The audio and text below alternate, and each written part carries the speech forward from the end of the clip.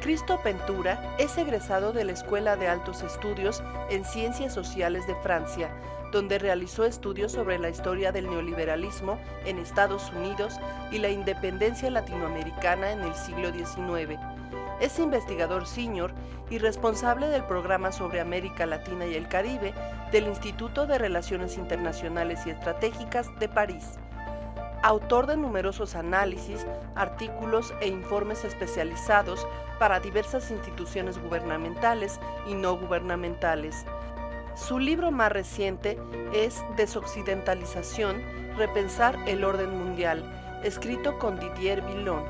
Cuenta con una amplia trayectoria dentro de los movimientos sociales. Fue organizador de los foros sociales mundiales desde su inicio. Es también colaborador de diversos medios de comunicación en Francia y el mundo, y a partir de 2024 funge como el coordinador editorial para América Latina del prestigioso medio Le Monde Diplomatique. Pues aquí estamos, un gran lujo con un invitado muy especial. Ya vieron su biografía, nos visita desde París, Francia, Christophe Ventura, bienvenido. Gracias, John, un placer. Un enorme gusto tenerte aquí. Christophe es amigo de la UNAM, ya ha venido aquí varias veces. Viene aquí de visita como conferencista magistral para nuestro gran coloquio que organizamos cada año en el programa Universitario de Estudios sobre Democracia, Justicia y Sociedad. Nos va a compartir una conferencia sobre el tema de la democracia en América Latina y aquí está de invitado especial en TV UNAM para hablar de eso y otras cosas, de la geopolítica, del pasado, presente y futuro, pues de la humanidad. Christophe sabe de muchas cosas. Coméntame primero, mira, desde hace unos 5 o 6 meses estás con una nueva responsabilidad, siempre has sido un periodista, académico, pero ahora eres el responsable para América Latina de Le Monde Diplomatique. ¿Qué es Le Monde Diplomatique? Cuenta a nuestra audiencia de México y cuál es tu función y cuál es como tu misión en este nuevo encargo que tienes. Gracias, John. Primero yo quiero agradecerte, obviamente, por esa invitación, que es un gran placer, un gran honor estar con ustedes y también a todo el equipo que está trabajando en ese programa. Es un privilegio poder conversar contigo y con ustedes. Y para contestar a tu respuesta, Le Monde Diplomatique es un periódico francés que fue fundado en el año 1954, tiene este año 70 años. Es un medio del siglo XX que todavía está súper activo y bien vivo en el siglo XXI y es una gran felicidad. 70 años de este periódico que inicialmente fue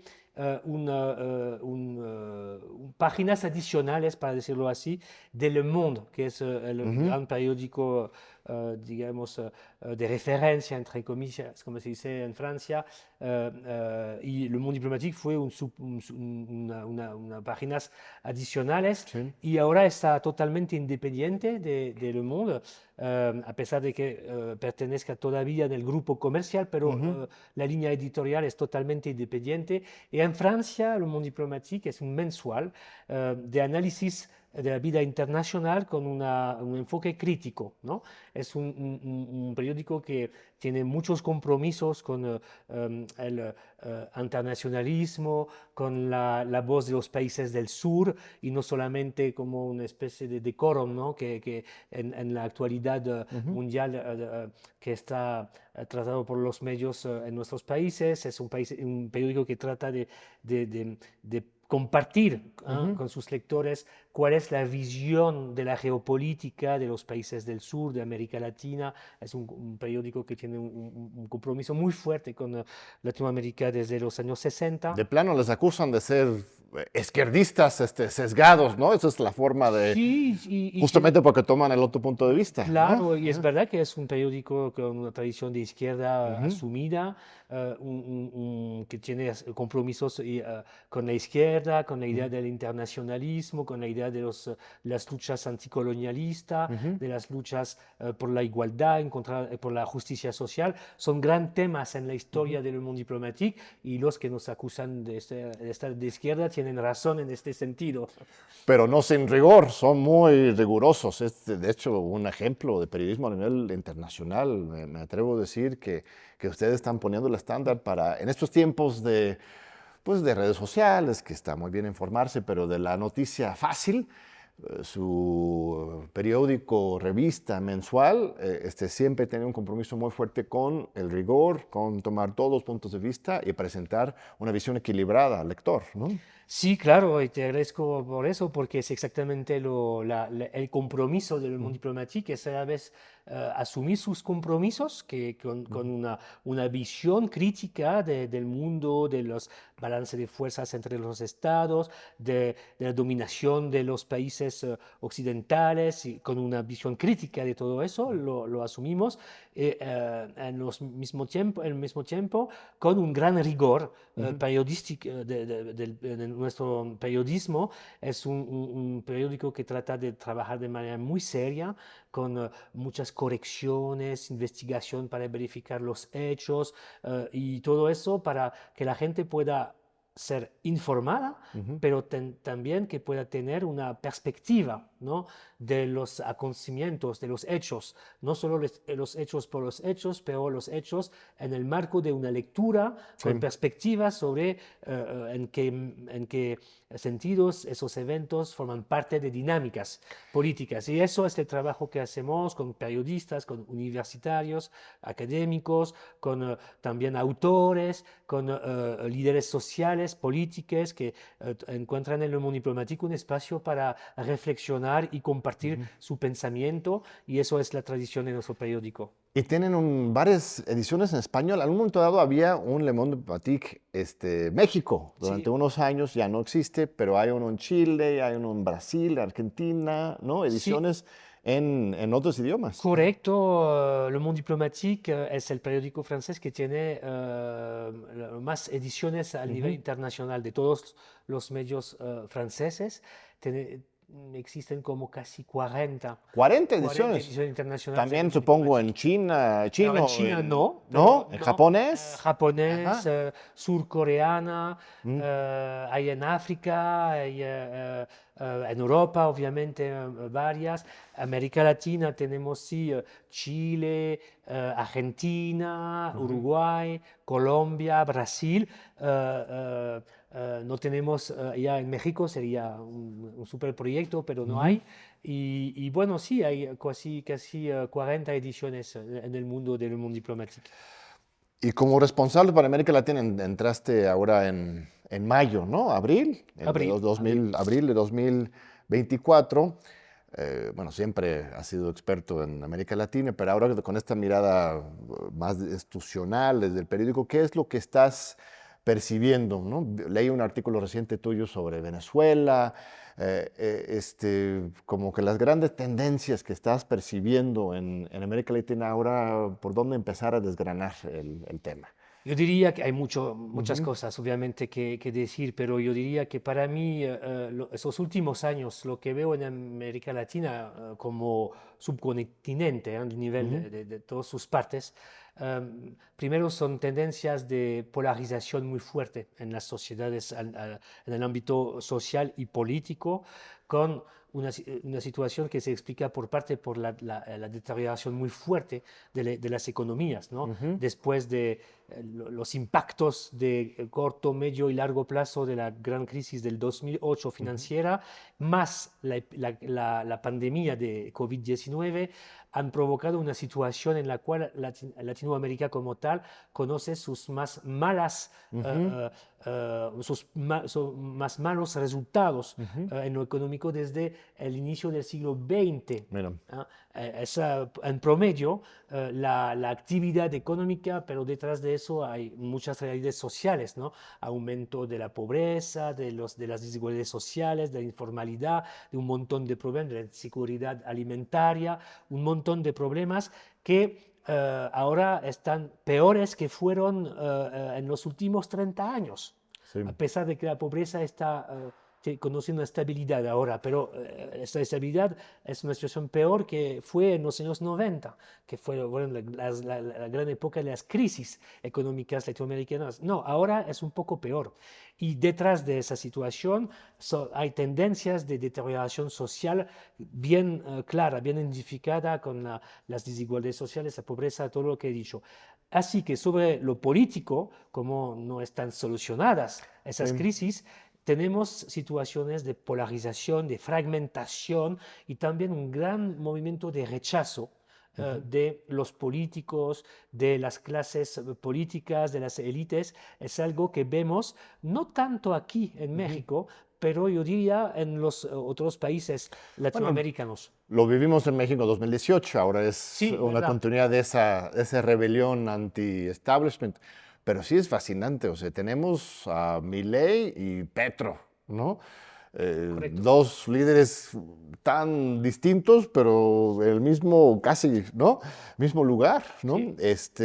Tenemos a Bukele y Claudia Sheinbaum, ¿no? O sea, ¿qué está pasando con América Latina que somos capaces de generar tantos líderes tan diferentes en una situación, pues sí, igual dices, ¿no? Es por raíz de la crisis económica y también política que vamos generando, cada pueblo va eligiendo su camino, pero no deja de llamar la atención esta increíble diversidad, ¿no? Sí, increíble, ¿no? Porque desde Europa se dice en América Latina es el ciclo de las izquierdas, no, es el ciclo de las derechas, pero no, es falso. La verdad es que estamos en un momento de oscilación permanente con escenarios políticos que pueden cambiar de un día al otro. Es un escenario indeterminado, instable, que hay que asumir, porque es producto de esa situación de crisis económicas y sociales que no han encontrado soluciones viables y sostenibles. Así que sí, en todos los países vemos bien que cuando yo hablo de una onda de rechazo o destituyente, como podemos decir, es que la gente que vota, cuando vota, sanciona al gobierno que está en el poder. No hay adhesión o movimiento de adhesión tan fuerte a tal o tal actor político. Hay un rechazo de los que estaban al gobierno porque han fracasado. Y eso te explica por qué nadie tiene realmente una hegemonía ahora, ni la izquierda ni la derecha, pero en escenarios políticos cada vez localizados con parámetros locales, hay situaciones que salen de eso que no pueden ser muy anticipadas. Y al final de cuentas profundamente democráticas. O sea, uno ve a América Latina como una tierra bueno, ven de fuera como una tierra como autoritarismos, golpes de Estado, etcétera. Y sí, claro, hemos tenido problemas, incluso recientemente. Tenemos el caso de Perú, por ejemplo, que es brutal, y Bolivia Y también. Bolivia. Pero también eso, o sea, las elecciones funcionan al final de cuentas para generar estas válvulas de escape de un lado a otro. Chile, por ejemplo, la rebelión, ¿no? En contra del establishment, entra Boric y luego fracasa esa misma reforma, nueva constitución, que a mí me encantaba. Aquí estaba Beatriz Sánchez, embajadora de Chile, participó muy directamente ahí, estuvo en este programa hace un año, y un proceso maravilloso que luego pierden las urnas. Decíamos, Milei ahora Lula regresa, o sea, las elecciones al final de cuentas funcionan, Sí. funcionan, es para bien o para mal, ¿no?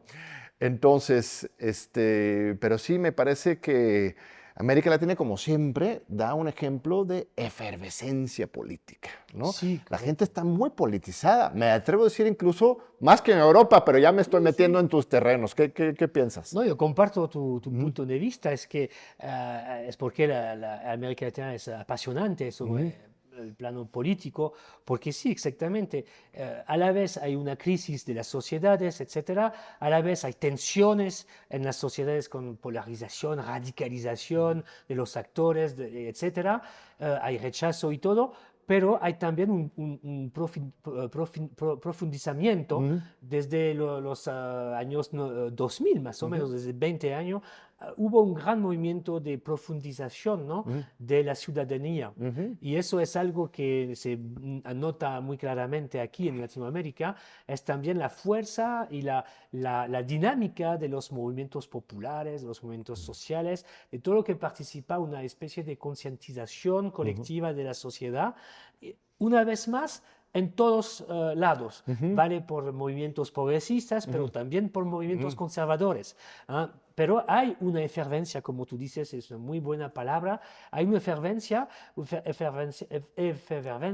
que está claramente un elemento del panorama general y eso demuestra en su perspectiva que las sociedades latinoamericanas han podido, desde la gran restauración democrática de los años 90, ha podido realmente producir nuevos actores ciudadanos y que eso es algo que participa a la vida de las sociedades, más que en Europa, tú decías, ¿verdad?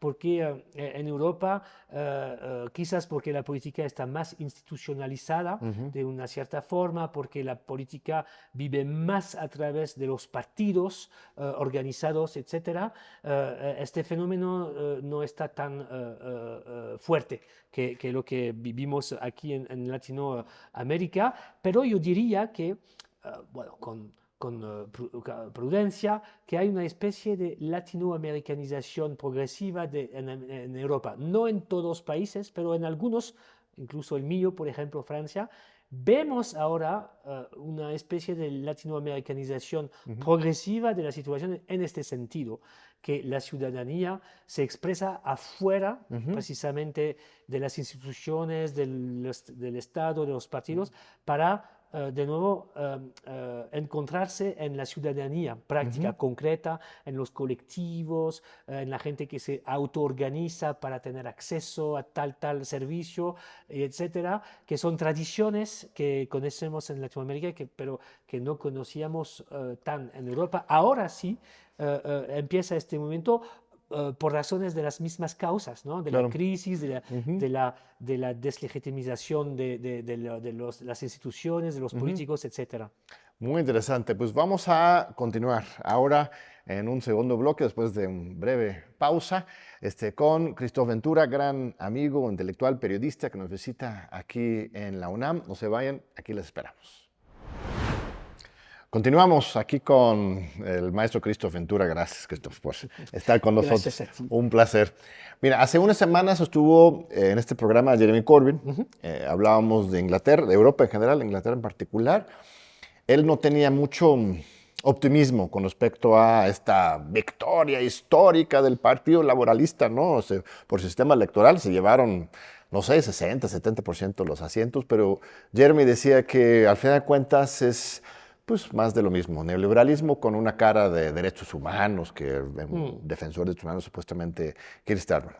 En Francia también hubo pues una victoria, por lo menos lo sintieron ustedes durante algunos días, ¿no? Yo recuerdo viendo las escenas del pueblo francés, bueno, muchos de ustedes celebrando ese domingo de la segunda vuelta, que se había, a partir de este nuevo Frente Popular, puesto un alto al regreso del neofascismo, ¿no? De una alianza Nuevo Frente Popular similar a lo que había ocurrido hace 80 años, bueno, más o menos.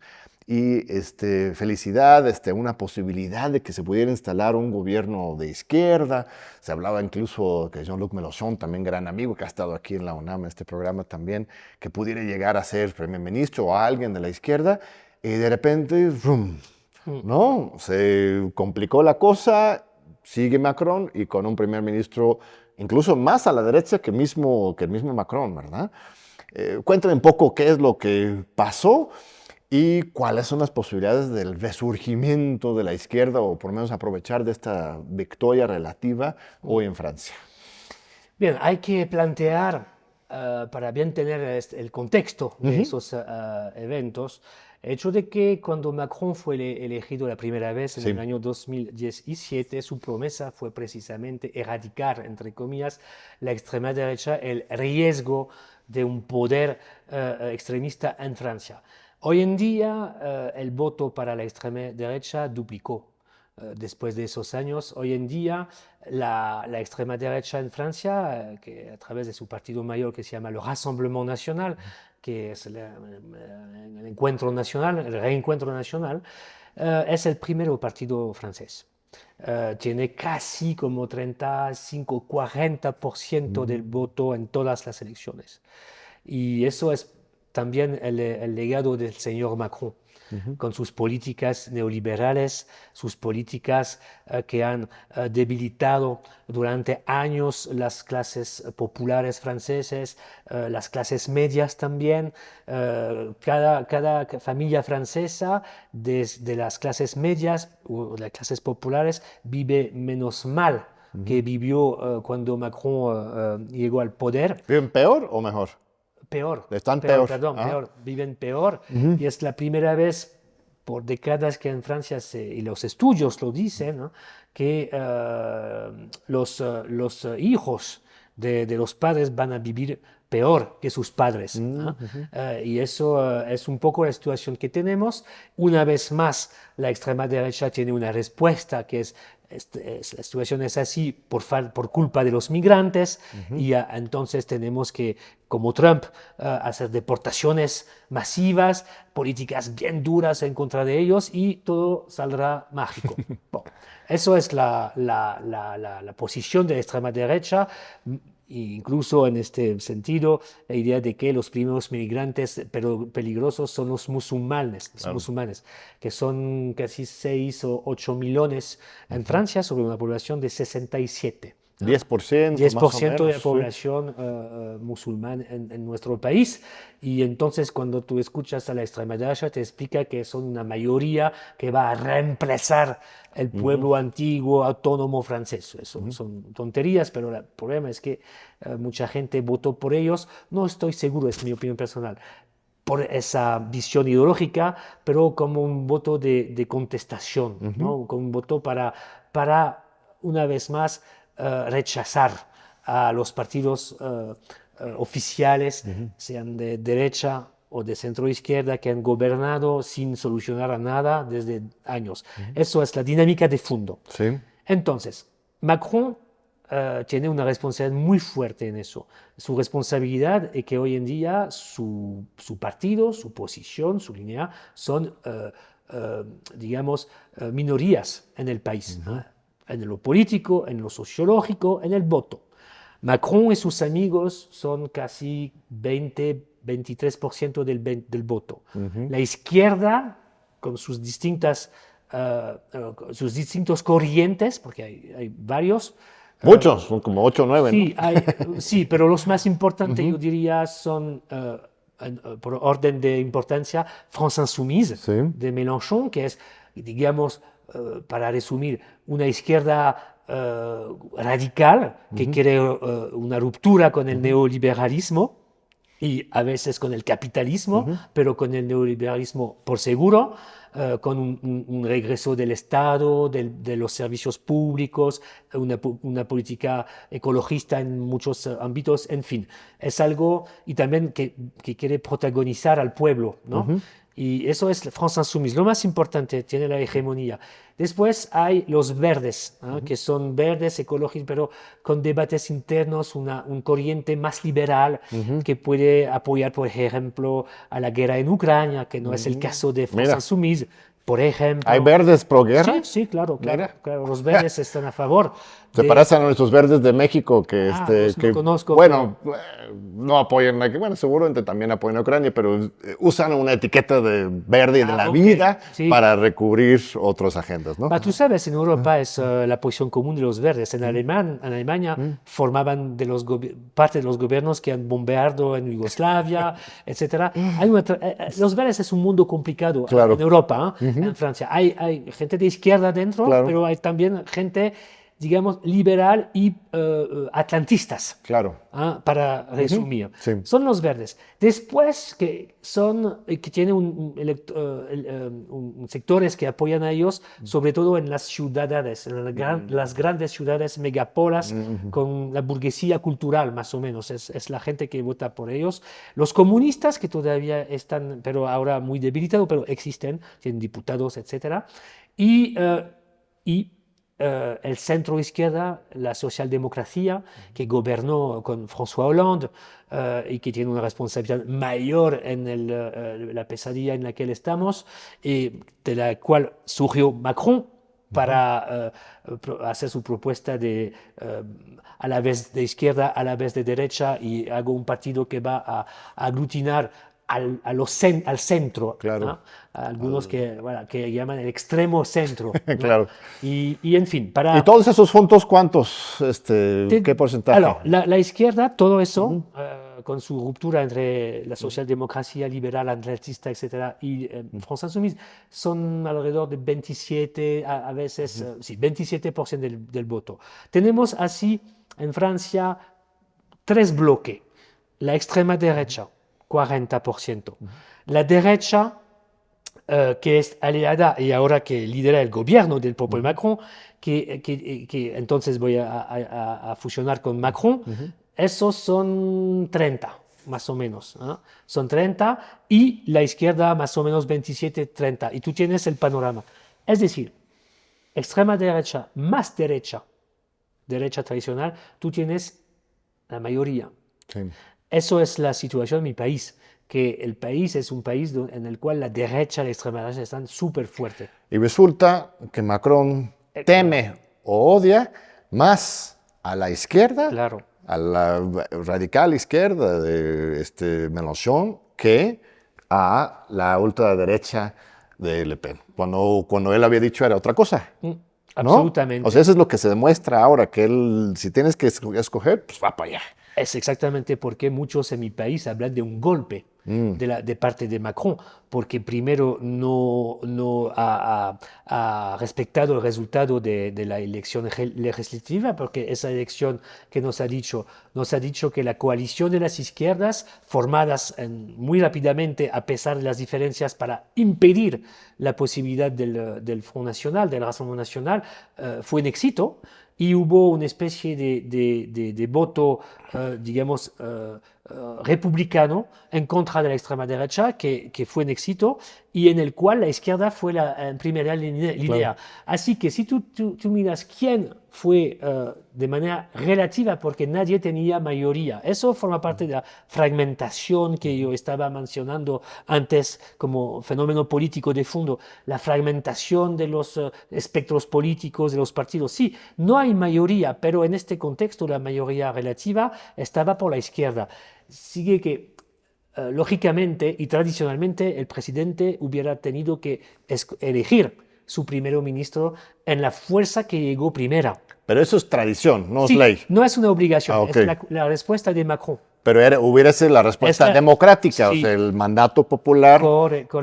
presenta Correcto. al presidente una asamblea nacional en que la primera fuerza es de izquierda, en Exactamente. que se hace una mayoría con los otros grupos, junto con los de Macron, eso puede ser lo lógico para respetar el mandato popular, pero Exacto. él hace el switch. Es ¿no? el switch y finalmente, ¿qué hizo? Hizo una elección para decir, yo necesito una mayoría, necesito una estabilidad política. Los franceses tienen que decir lo que quieren para este gobierno. Al final han dicho lo que estamos diciendo y al final ha formado un gobierno más a la derecha que el presidente. Mira. Y ha dicho, no quiero ver la izquierda al poder y sobre todo France Insoumise. France Insoumise contestó, si es el problema, nosotros no vamos al gobierno, no hay problema. Haga un gobierno con la izquierda aceptable de su punto de vista y ha dicho no. Y finalmente fue su plan. Su plan fue reorganizar la derecha porque él no tiene otra solución ahora que va más a la derecha, porque ahora Macron no tiene ningún apoyo en la izquierda, pero también en la gente, en el pueblo, ¿no? Claro. La izquierda. Y así es la dirección que tenemos. Tecnócrata, neoliberal, globalista, que le gusta las reuniones, pero Sí. ya perdió fondo, ¿no? Y ahora es dependiente de la extrema derecha, Claro. porque es la extrema derecha que puede decir votar o no sus leyes. Pues ahí tienes a Trump, tienes a Milei, la Francia podría ser el siguiente en caer.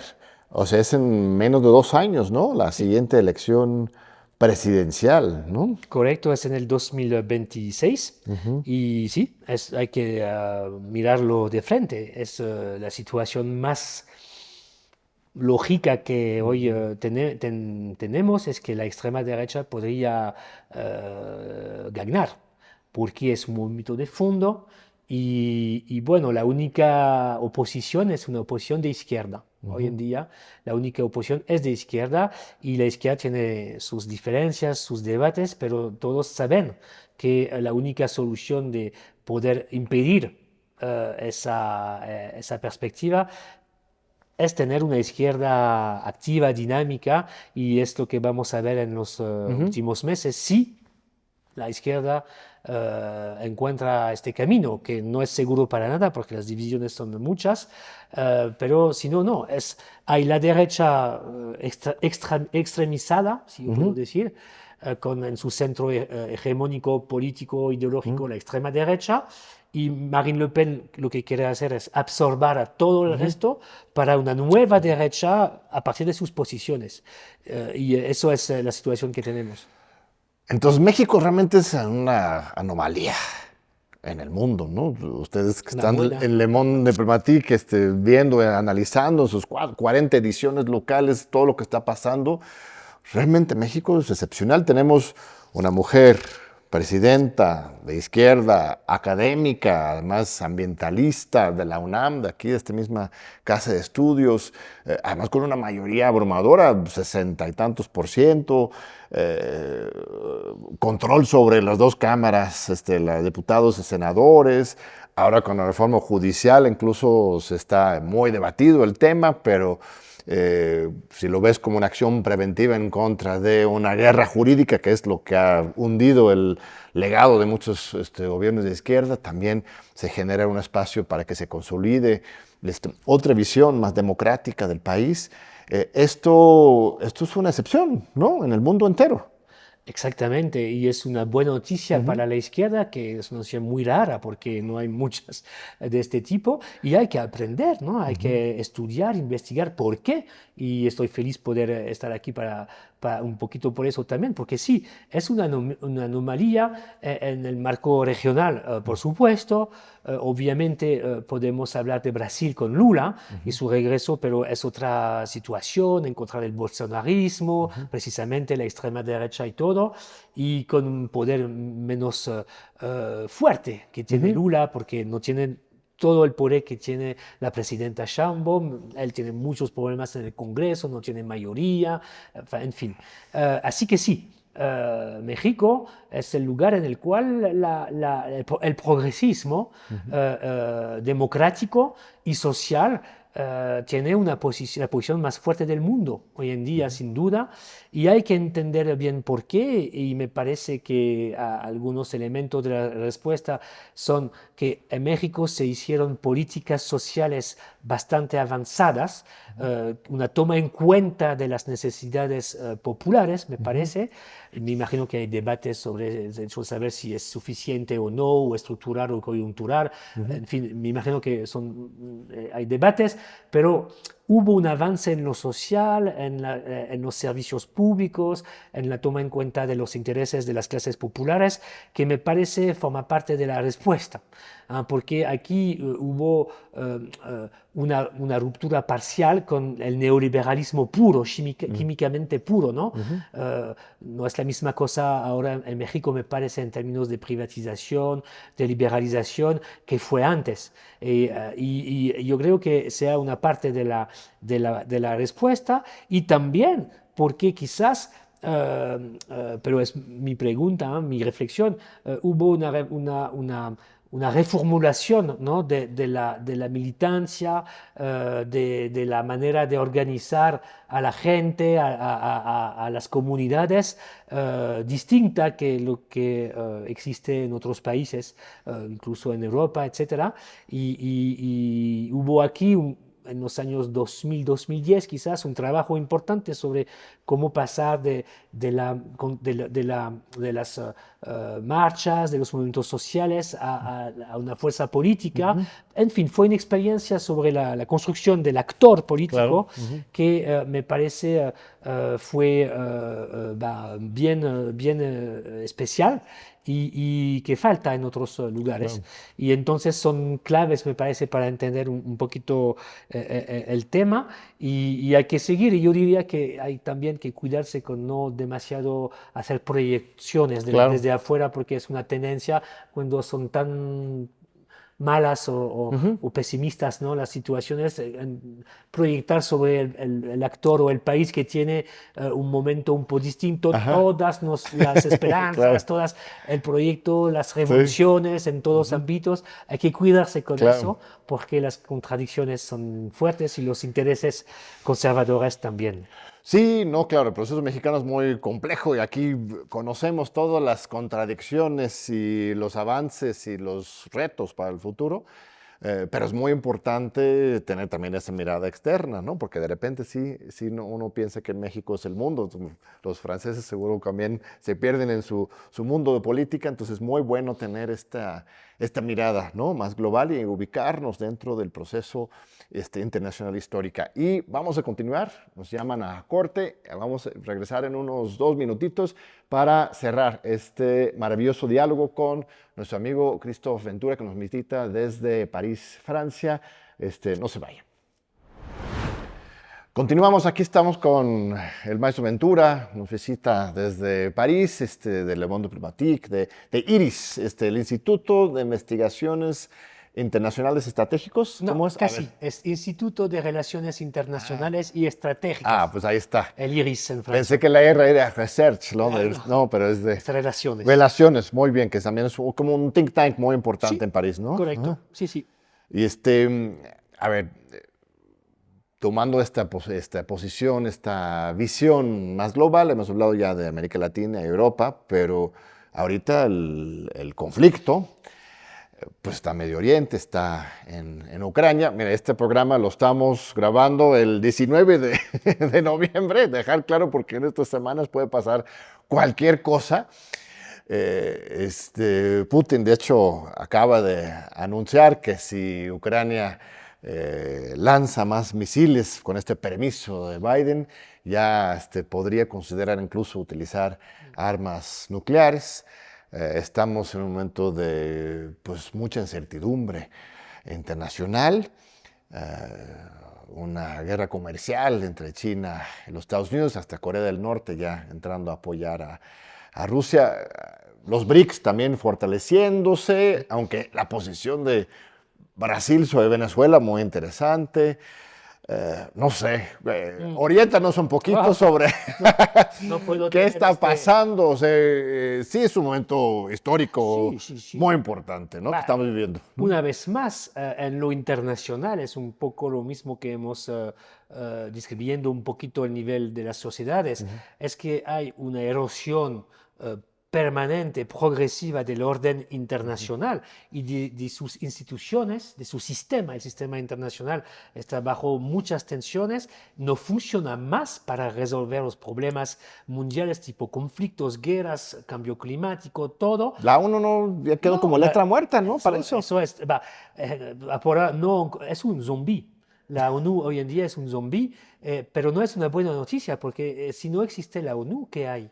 Hay el derecho de los más fuertes, hay las relaciones internacionales del siglo XIX, del canon, de las potencias dominantes mundiales o regionales que pueden hacer todo para que los otros están sometidos a ellos con la fuerza, etc. Entonces la ONU es un problema mayor, pero si no hay derecho internacional, hay guerra permanente. Eso es el problema que tenemos. Pero el problema es que esta ONU y el sistema internacional que va con ella, es decir, el Banco Mundial, el Fondo Mundo Internacional, sus programas, sus fondos, las instituciones y todo, bueno, son instituciones de la Guerra Fría, ¿no? Son instituciones que reflejan a los equilibrios del post-Segunda Guerra Mundial y son instituciones que han sido capaces de reformarse para incluir, para integrar a los nuevos equilibrios mundiales surgidos en los años 90, después de la caída del muro, ¿no? Y la emergencia de China, de Brasil, de México, de Nigeria, de no sé, de 20 países en el mundo que no han encontrado en este sistema el puesto, la plaza que los revengan, ¿no? Y eso es un gran problema que ha producido también una dinámica de erosión, de fragmentación, de descalificación de la ONU como espacio para arreglar a los problemas. Podríamos hablar del Consejo de Seguridad, del hecho de que los países del sur no están dentro, en fin, hay un montón de dossiers así. El problema es que hoy en día la fragmentación del mundo se traduce por el regreso de conflictos armados, de guerras civiles, de guerras de alta o baja intensidad en muchos lugares y que el sistema está bloqueado, incapaz de resolverlo. Entonces, en este marco, lo que está pasando en Ucrania, por ejemplo, o en Medio Oriente con la guerra israelí en contra de Palestina, son bajo los ojos la demostración de la incapacidad, de la impotencia, de la inexistencia de la supuesta comunidad internacional. Hoy en día estamos en un momento de un gran balance de fuerza entre los estados, es el regreso de los estados, de los intereses nacionales, de la reconstrucción de las soberanías que es necesario quizás, pero hay que saber si se habla de soberanías progresistas o belicistas. Eso es el momento en el cual estamos, una larga transición que nos dice también que las relaciones entre los países occidentales y los del sur global es un fracaso. Nos dice también que hay cada día más rupturas, alejamiento entre los países occidentales bajo la hegemonía estadounidense y el resto, los países del sur. Así vinieron los BRICS, así vinieron otros grupos, así está el G77 dentro de la ONU y todo eso hay que ver y reflexionar sobre el hecho de que lo que está surgiendo es obviamente la lucha por la dominación de este sistema en crisis entre Estados Unidos y China. Todos los acontecimientos internacionales tenemos que pensarlos a través de eso y es algo para Latinoamérica. Obviamente, Latinoamérica está entre los dos, ¿no? Así que es un terreno en el cual va a pasar muchas cosas sobre el geopolítico a partir de esta lectura del balance de fuerza entre Estados Unidos y China. Va a ser parte también de la política de Trump para Latinoamérica. Sí, eso es la gran incógnita. Mira, Trump es increíble cómo pueden haber dos lecturas radicalmente diferentes sobre lo que él ofrece ahora en el escenario internacional, ¿no? Porque, por un lado, su gabinete que se va conformando son hawks, ¿no? Son militaristas. El mismo Marco Rubio, cubano, de familia cubana de Florida, alérgico agresivamente contra cualquier cosa de izquierda en América Latina, creyente fiel en la doctrina Monroe, pero por otro lado tienes la idea, o como se ha presentado ante el mundo, Trump como un aislacionista, ¿no? Promete paz en Ucrania, ¿no? Muchos votaron por él por eso, ¿no? Muchos sectores más clase media-baja que tienen soldados en el ejército y que ven que la misma guerra está afectando la economía, le creyeron a Trump de que él ofrecía paz, ¿no? Entonces, pues no sé, eso podría ser algo. Yo pienso que, mira, pobres estadounidenses, ¿no? Les va a ir muy mal, sobre todo los migrantes o los de color, con un gobierno de Trump. Pero quizás de manera paradójica y contradictoria, aislacionismo, esta idea de que no voy a pagar la cuenta de la OTAN, no voy a distraerme demasiado en conflictos externos, sino voy directo a los negocios y el crecimiento, podría generar una plataforma para distender los conflictos, pero es así como, puede ser así como un lado como el otro, ¿no? Yo creo que el trumpismo como fenómeno político que tiene otras expresiones a nivel mundial, como hemos dicho, es una respuesta a la crisis económica y social de tipo anti-inmigrantes, etcétera, ¿ok? Pero a nivel geopolítico, yo creo que no es anti-establishment Trump. No, es una respuesta a la pérdida de liderazgo de los Estados Unidos en contra de China, sobre todo. Su hora de ruta es China. Para mí es la cosa que hay que entender. El tema para Trump es China. Todo el resto va a inscribirse en su plan en contra de China. ¿Cuál es el plan? El plan es hay que restaurar el liderazgo o conservar el liderazgo de los Estados Unidos en contra de ellos. Su respuesta es ¿cómo hacerlo?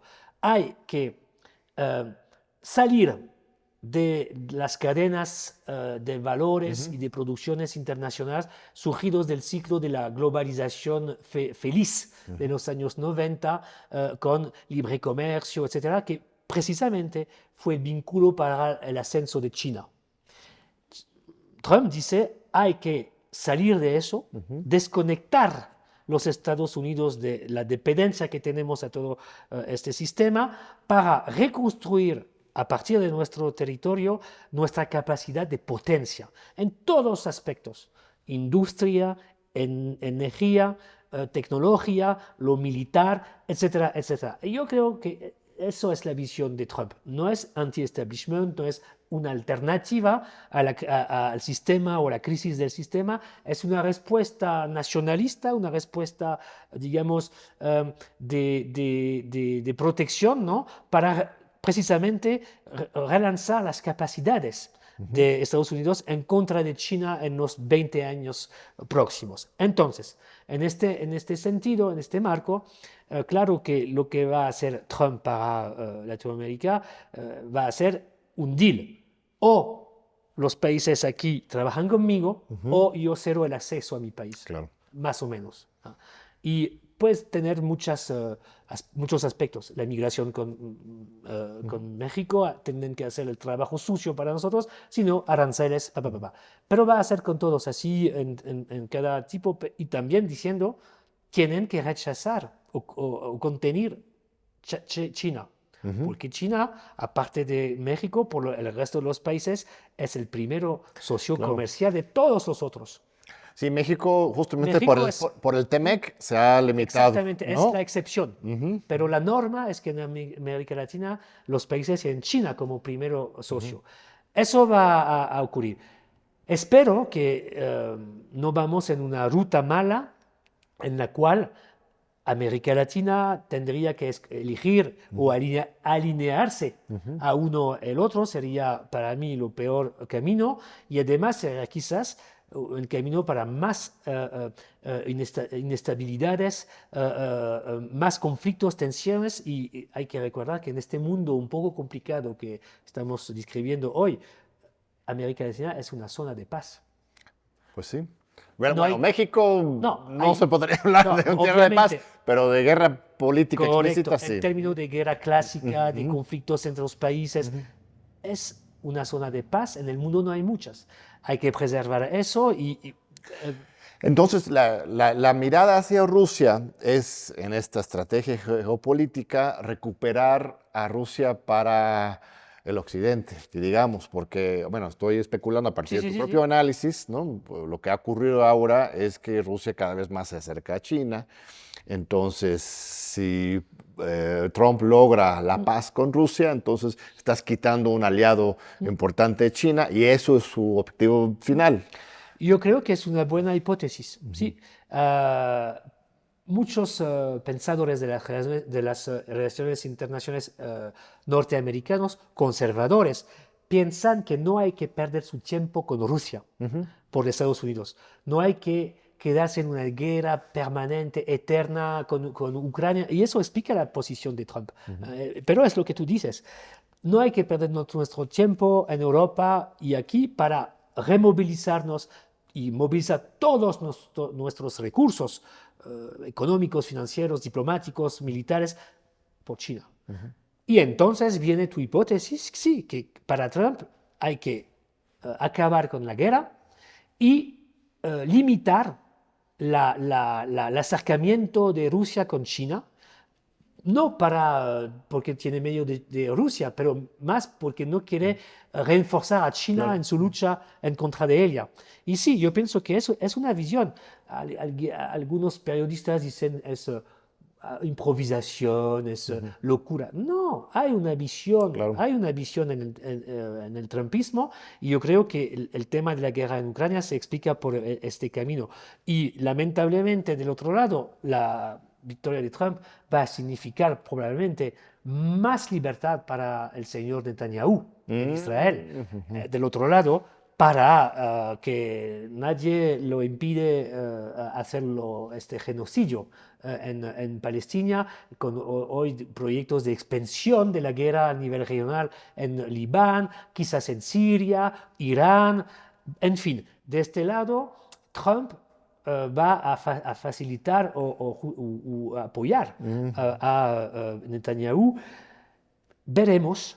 Y eso justo porque es su representante en Medio Oriente. Porque yo creo que los Estados Washington, más que el pueblo, porque es otra cosa, Washington. Claro.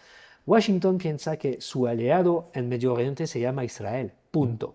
Y que no pueden construir relaciones por sus intereses en esta parte del mundo con nosotros. Israel ha sido, está y estará por la eternidad nuestro aliado, entonces hay que aceptar. Su gran base militar. Sí, claro. Entonces, si no tienes esa base militar con alcance de Irán, Arabia Saudita, pierdes el control sobre el petróleo. Y si hay que pagar un precio con un primer ministro israelí radical, hay que pagarlo.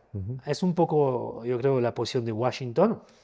Y porque también hay otros elementos, el hecho de que los republicanos tienen un lobby muy fuerte, ¿no? Con el lobby judío que está a favor de ellos, pero también de los evangélicos, que por razones religiosas apoyan mucho, y la influencia de los evangélicos en la política exterior norteamericana tiene un peso, y son las razones por las cuales es así, y eso no es una buena noticia. Pero sí, yo creo que Trump, no por ideología, yo creo que Trump no por valor o porque es un tipo simpático, que no es, va a dar más paz al mundo. Claro. Yo creo que lo que quiere es hacer una pausa, reconstruir sus capacidades para la gran lucha en contra de China. Eso es su estrategia. Pues todo una cátedra, querido Christoph. Nos queda un minutito, un saludo a la UNAM. ¿Qué para ti es la UNAM? ¿Qué mensaje quisieras transmitir a los 377,000 alumnos que tenemos aquí? Es un espacio increíble. La UNAM es un espacio que da sueños a todos el mundo académico internacional, ¿no? Porque es un espacio de trabajo, de pensamiento, de libertad también, absolutamente increíble, y obviamente además que sea súper agradable para la gente que viene aquí a trabajar, estudiar. Es un centro de pensamiento de lo cual han surgido grandes académicos como ti, y también presidentas del país como Claudia Sheinbaum, y es un centro de pensamiento, ¿no? La UNAM, que tiene un papel, me parece, bastante cada día más importante, ¿no? En este mundo, y es un gran placer poder trabajar con ustedes, y espero que la UNAM podrá desarrollar más, y compartir también sus capacidades también, que son grandes. Pues muchas gracias, Christoph. Sí, gracias a ti y a nos todos. da mucho orgullo la universidad pública, gratuita y laica. Y es un placer. Gracias. De veras. Gran placer. Al contrario, que Christoph, que siga el debate, el diálogo, y gracias por esta sabiduría, este conocimiento que nos compartes. Gracias. Pues gracias a nuestro muy amable público que nos acompaña cada 8 días aquí en TV UNAM en los Diálogos por la Democracia. Un fuerte abrazo y nos vemos de nuevo en 8 días.